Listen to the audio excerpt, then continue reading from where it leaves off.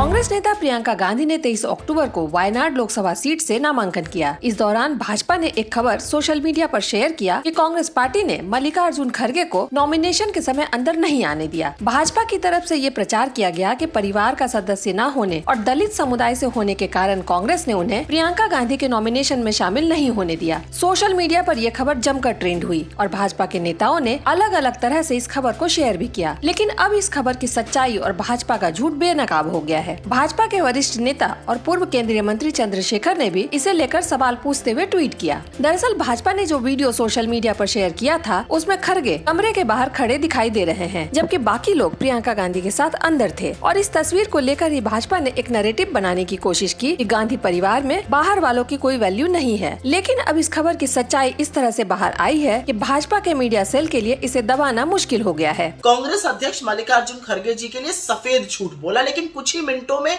इनके झूठ का पर्दाफाश हो गया और इन झूठों को मुंह की खानी पड़ी। पता नहीं क्यों ऐसे लीचड़ काम करते हैं, इस तरह की हरकतें करते हैं भाजपाई, ऐसा झूठ बोलते हैं जो तस्वीरों के साथ बिल्कुल इनका पर्दाफाश हो जाता है। असलियत यह है कि नामांकन के वक्त डीएम के कमरे में प्रत्याशी को मिलाकर मात्र 5 लोग बैठ सकते थे। जब खड़गे जी, सोनिया जी और राहुल जी वहां पे पहुंचे तो वहां पर ऑलरेडी कुछ लोग बैठे हुए थे। जैसे ही वो कमरे से निकले, उनको पता चला ये लोग आ गए, वो लोग कमरे से निकले, उसी वक्त खड़गे जी, सोनिया जी और राहुल जी अंदर आए और खड़गे जी आकर प्रथम पंक्ति में बैठे। सोनिया जी सीपीपी की अध्यक्ष होने के बाद भी पीछे वाली पंक्ति में बैठी।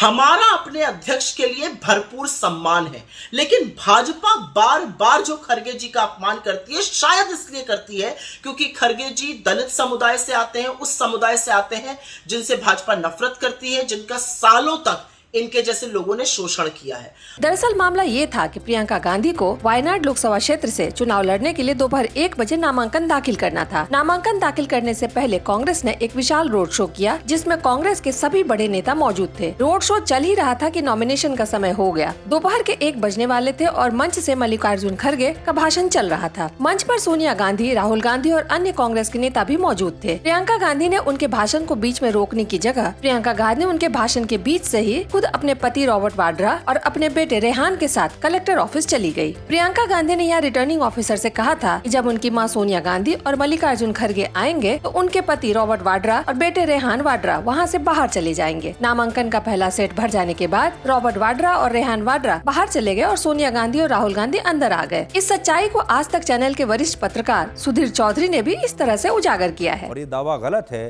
कि गांधी परिवार ने मल्लिकार्जुन खड़गे का अपमान किया। प्रियंका गांधी वाड्रा को 23 अक्टूबर को दोपहर 1 बजे अपना नामांकन पत्र दायर करना था। रैली में जब मल्लिकार्जुन खड़गे अपना भाषण दे रहे थे, उसी समय प्रियंका गांधी वाड्रा, उनके पति रॉबर्ट वाड्रा, उनके बेटे रेहान वाड्रा इस रैली को बीच में ही छोड़कर कलेक्टर के ऑफिस के लिए रवाना हो गए, क्योंकि नामांकन पत्र दाखिल करना था।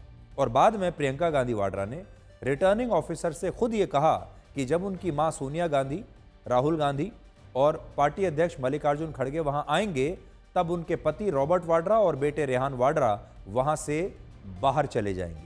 इस खबर के खुलासे के बाद एक बार फिर से ये साफ हो गया है कि भाजपा का मीडिया सेल किस तरह से जानबूझकर लोगों की आंखों में धूल झोंकने और एक गलत नैरेटिव बनाने की कोशिश करता है। हैरत की बात तो ये है, अपने ही मीडिया सेल के झांसे में आकर पार्टी के कद्दावर नेता भी अपनी क्रेडिबिलिटी के धज्जियां उड़वा रहे हैं, जैसा कि राजीव चंद्रशेखर ने किया। भाजपा के मीडिया सेल को कम से कम अपने वरिष्ठ नेताओं के सम्मान का ख्याल तो रखना ही चाहिए। अब सोशल मीडिया पर भाजपा का ये झूठ वायरल है कि मीडिया सेल ने प्रियंका गांधी को लेकर मनगढ़ंत और झूठी अफवाह फैलाई। Bureau report the Bharat now.